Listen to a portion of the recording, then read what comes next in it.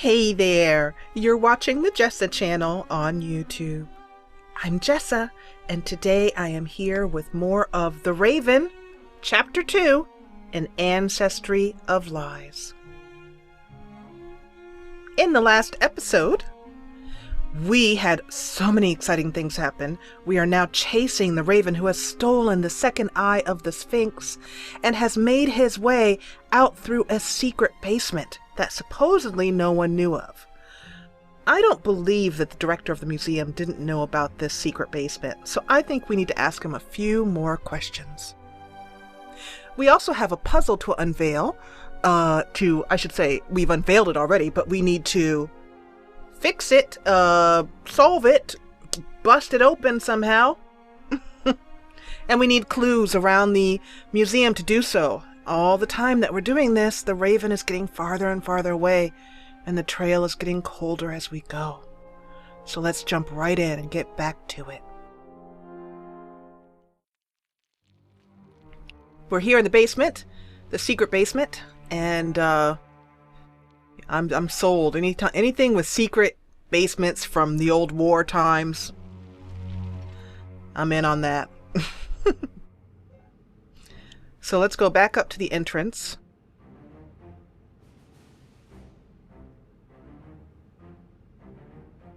Hurry up, Zellner. We haven't got all day.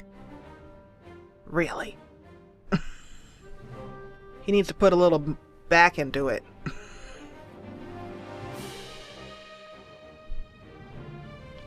And go to the rear area again and talk to the distraught Director Mokhtar.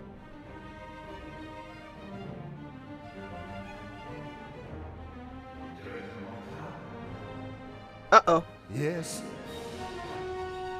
I don't know if you heard that, but his voice was a little bit odd sounding there. So we have some Arabic writing we need to ask him about.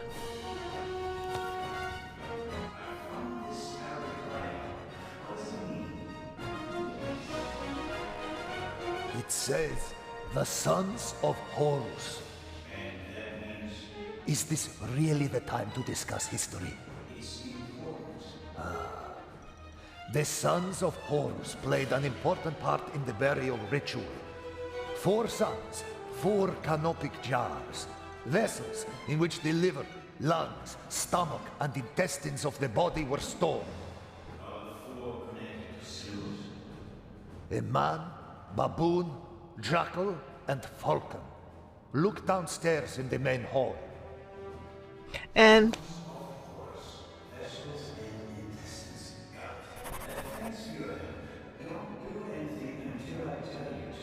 this is my museum, and I'll open the gates as soon as help arrives. I don't know if you guys could hear that, but the audio on Zellner's voice was very distant and faint. I don't know what's happening with that, but let's hope that that was an anomaly. So we have our clues as to how to get this open, and it's in the main hall. If you remember, in the previous episode, we saw 4 canopic jars. Canopic jars are where when someone was mummified in ancient Egypt. The mummification process involved, this part is going to be kind of unpleasant for those with gentle stomachs, so be aware. But the mummification process involved the removing of the organs from the body and basically drying the body out and having it be a cavity so that the organs inside wouldn't rot the body and ruin the mummification process. So the organs were taken out through, and I just do not, through the nose. The brain matter was. And so they would put the organs then into a canopic jar and sit that by the sarcophagus. This is a sarcophagus. That is a good example of how an ancient Egyptian with money and prestige and power would be mummified. And someone who was more of a commoner would just be wrapped in mummy wrappings and placed on a shelf, for example, in a burial area, or sometimes even just placed on the floor. Anyway, these are canopic jars. And notice that there's 4 of them and that they have 4 different heads, so I think this is the key to our puzzle.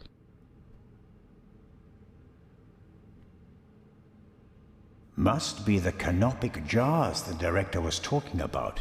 One jar for each of the 4 sons of Horus. Okay. Quebec-Senuef intestines. Okay. Hapi lungs. Hapi was god of the rivers, I believe. I don't think all water. I think just a river god. And the river, of course, the Nile, was massively important to ancient Egyptian society and probably still is important today. The sign says Amset, liver. Here we have... Oops, sorry about that. I didn't mean to do that.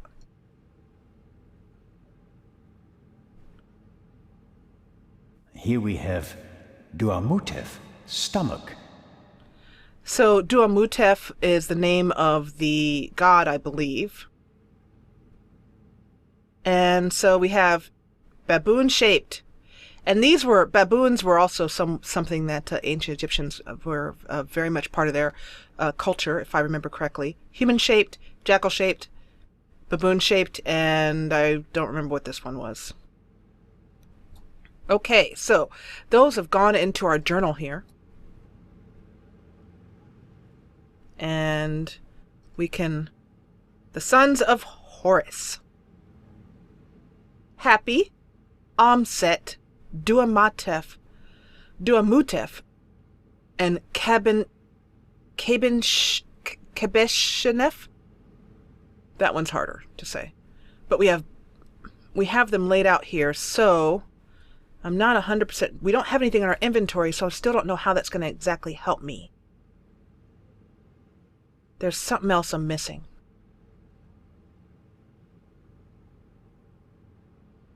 The museum still has plenty to offer, despite the senseless destruction in the treasure chamber. Okay. Let's go back in here and see how this helps us with this puzzle.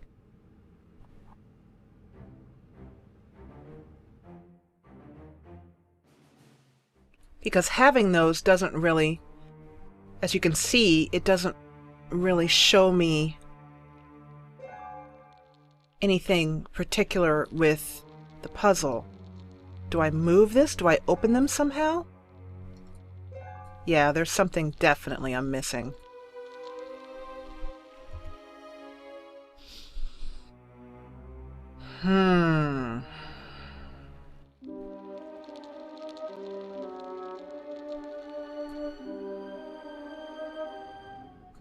I'm wondering if I should...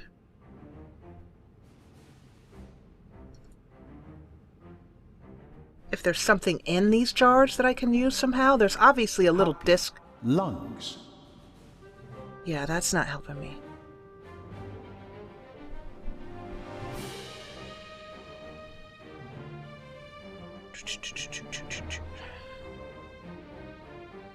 Let's go back, just for lack of better things to do, and talk to the director again. I'm still not sure how that's supposed to help us.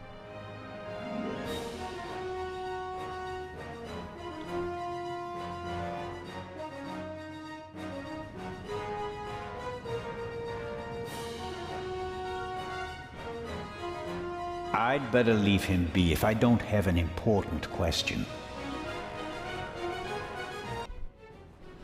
It looks like we need to go back to the main chamber again because, sure enough, there's something I missed. Hey, what are you doing?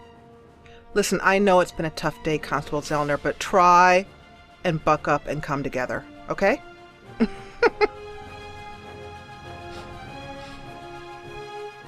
I just felt like there's something with the sarcophagus, and there is.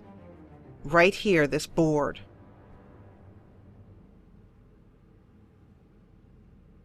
Sarcophagus from the Old Kingdom. Unknown ruler. Here we go. On the front, you can see the tutelary deities Amset and Hapi, At a later date, it became traditional to show all 4 sons of Horus on all 4 sides of the sarcophagus. Each sun signified a cardinal direction. Hapi, the north, Amset, the south, Quebecsenueth, the west, and Duamutef, the east. Yay! I think that's what we needed. Now we know the directions in which to turn the different shapes. We just need to remember or look in our journal to find out the shape direction. Now, unfortunately, we can't look in our journal first. I mean, I have to come out of here. So, go up here to the journal.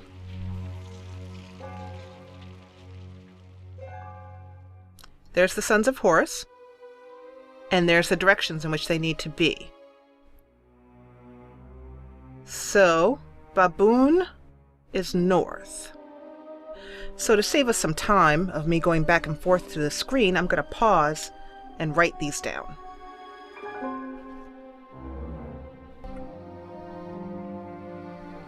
So essentially it is Hapi north, Falcon west, Jackal east, Human south. Let's see what we can do with that.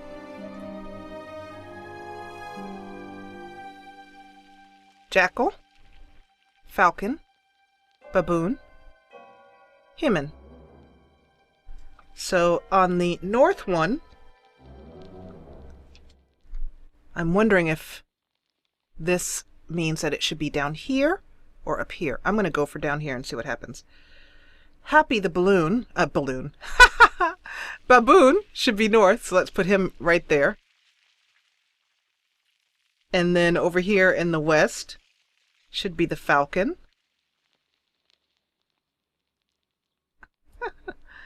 And in the south should be the Human. And the east should be the Jackal. Hey, something happened!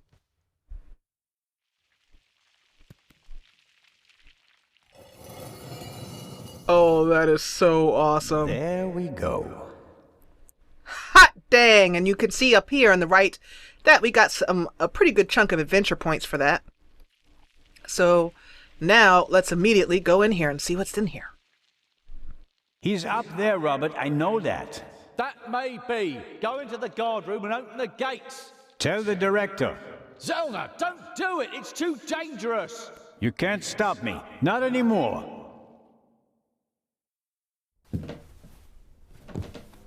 200 steps at least. And a ladder. I'm too old for this. So I'm wondering how long it's going to take, though, before we're knocked out from behind again by someone sneaking up on us. Okay, so let's see what all this stuff is. I was wondering if this is how he managed to cut off the phones over here. There's a chair to examine, a fan to examine, radio set. Oh, good, we can call for real help. And so this must have been where the rebels did a lot of their operations. The radio set and the map of the country and that kind of stuff. Okay, let's start here first. Left over from the war, if I had to guess. And why not? So high above the city is the perfect place for a secret radio installation.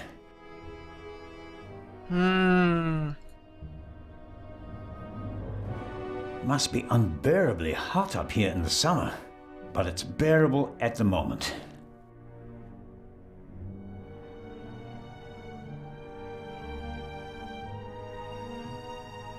The chair is the only object that's not covered with dust. It seems like someone sat on it recently. Handcuffs. Not what I expected. Was someone interrogated here? Huh? I knew it. Raven, if I'm not mistaken. Why don't you step into the light?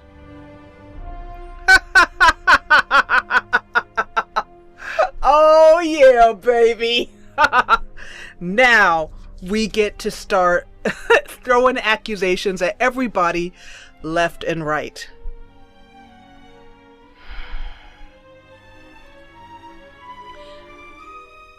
I'm gonna be really bold.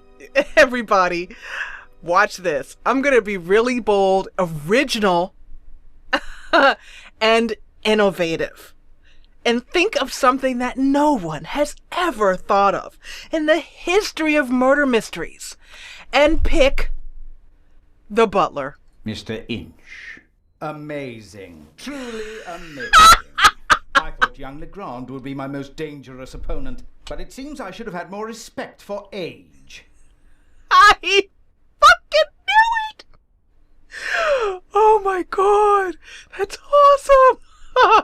First of all, I want to apologize for my rude language there. I try not to slip those too many into the Let's Play, but this one is too good. Oh god.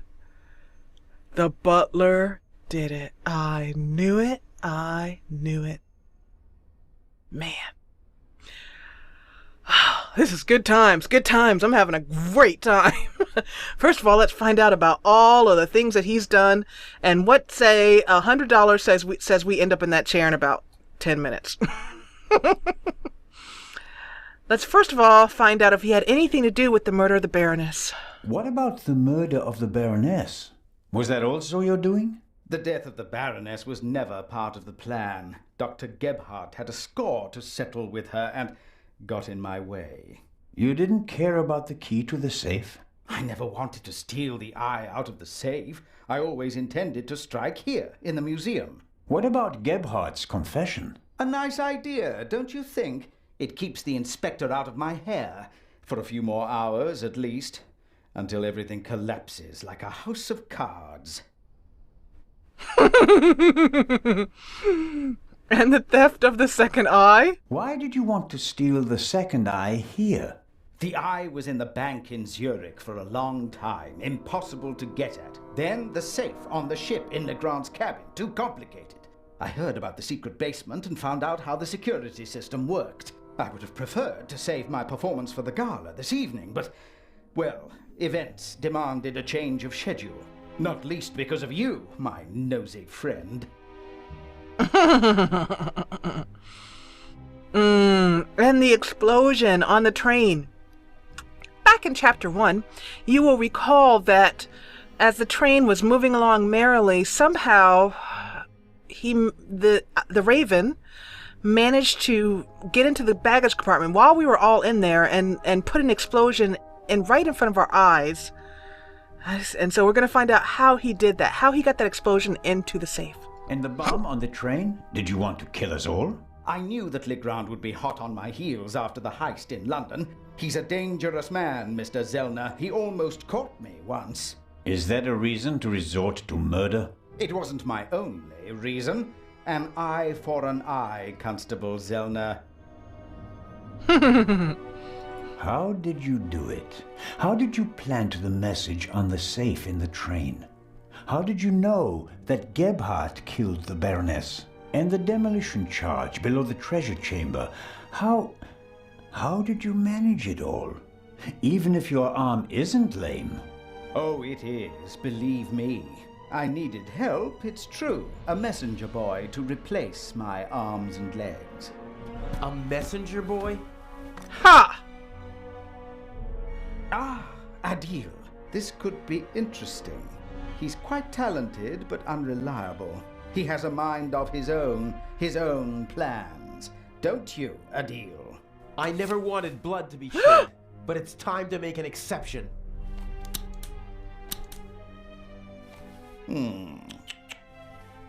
He only forgot one thing.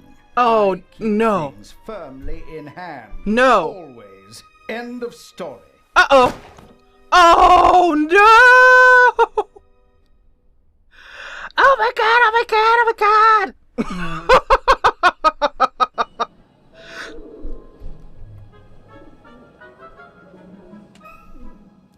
Hey, that's a cigarette butt. Those are bad for you. Somebody should tell you to quit.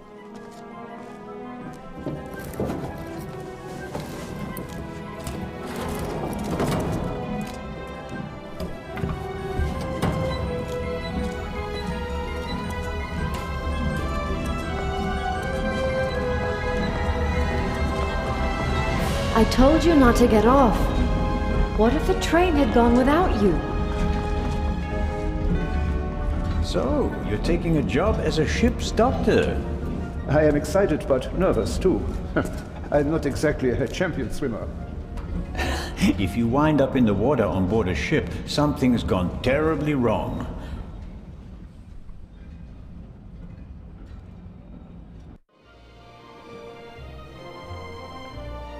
Okay.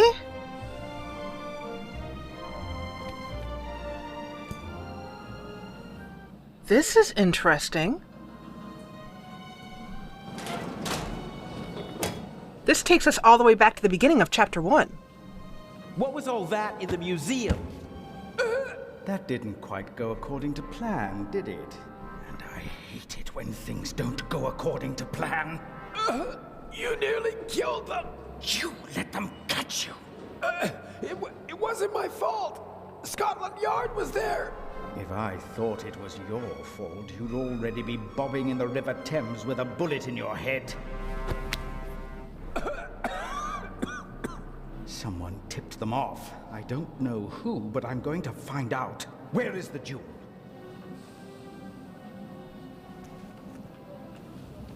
Ah, marvelous. But it's just half the set, and stealing the second eye will be more difficult than I'd anticipated.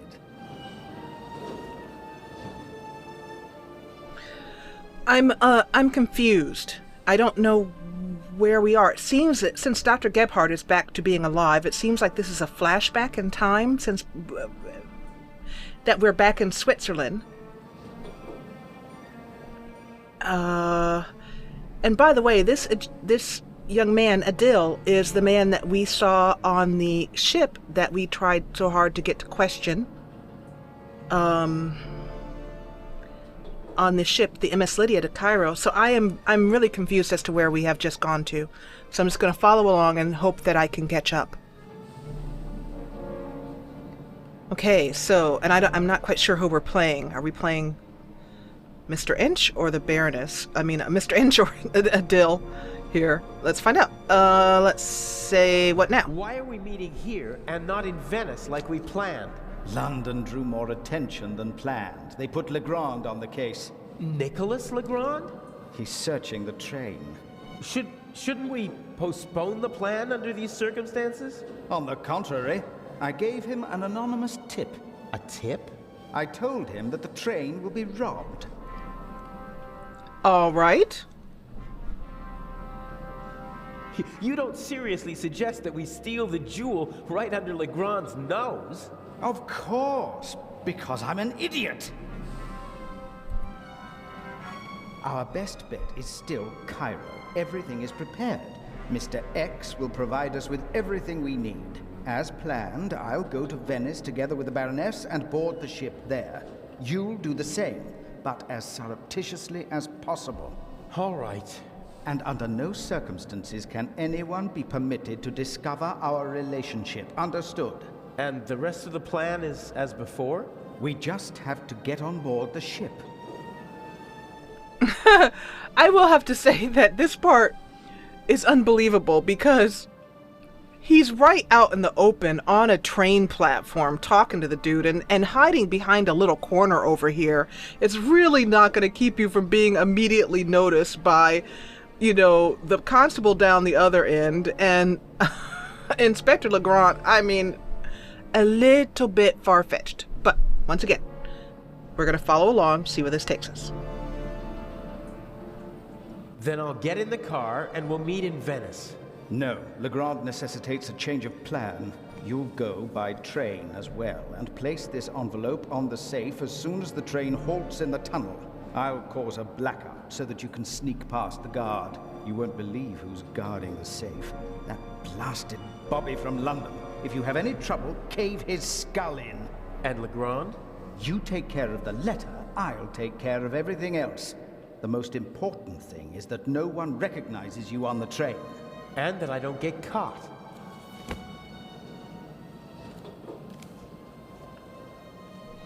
Okay. I'm still unsure as to whether this is the previous Raven right here or not. But anyway. Letter, Baroness, guard in the museum. Let's see what that letter was about. What's the purpose of the letter? That's not your concern. I'd just like to know whether I'm risking my life for some game of yours, or whether it's worth it. Any one of my games would be worth your life. You just do what I tell you. Stick the letter on the door of the safe or leave it on top of it, I don't care. But the letter has to be there as soon as LeGrand shows up after the blackout to make sure everything is in order. Understood? Yes. What? Yes, understood. Wow, our dear Mr. Inch is a bit of a bleepity bleep. Hasn't the Baroness grown suspicious? She's wrapped up in a veil of alcohol, arrogance, and disinterest. Only flattery, gossip, and Belgian chocolate can penetrate it. Ideal conditions. I'll be glad to be rid of that old hag. She's my ticket to the most important museums in Europe. But these have been the longest 6 months of my life. Oh, you poor baby. How are the injured guards doing? How the devil should I know? You didn't need to do that. What? Save your bacon? I'd have made it out on my own. Oh yes, the poor security guard. It really wasn't necessary. I'm such a naughty boy. I just don't want anyone to get hurt. Oh please, please, don't be angry with me. I won't do it again. His voice actor is very good.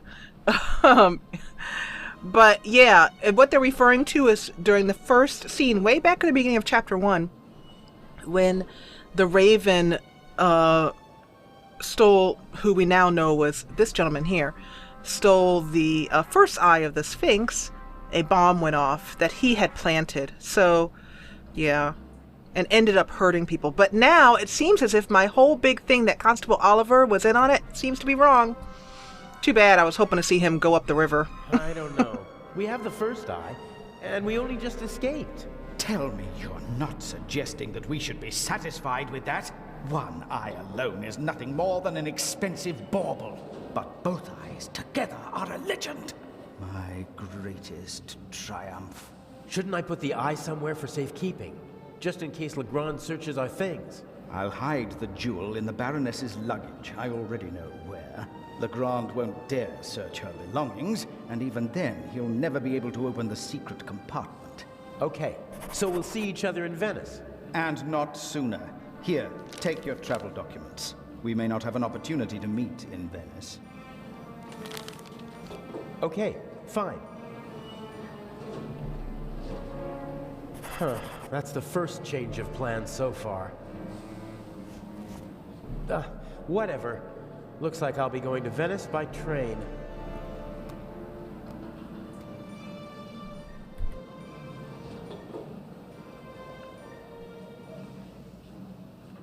Okay, so we've gone back in time, and we are now playing as Adil. And we are no longer playing as Zellner.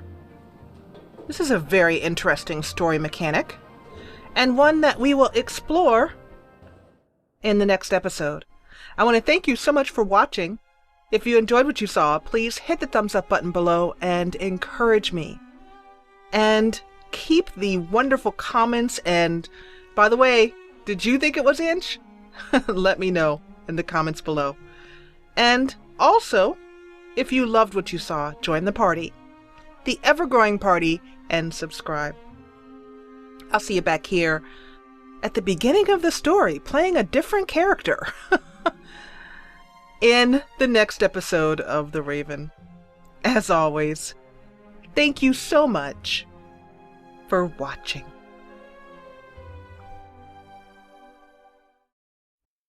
Get every new Jessa channel video right in your email inbox. Subscribe, then from your YouTube homepage, click Manage Subscriptions, then check Email with new uploads. And thanks for watching.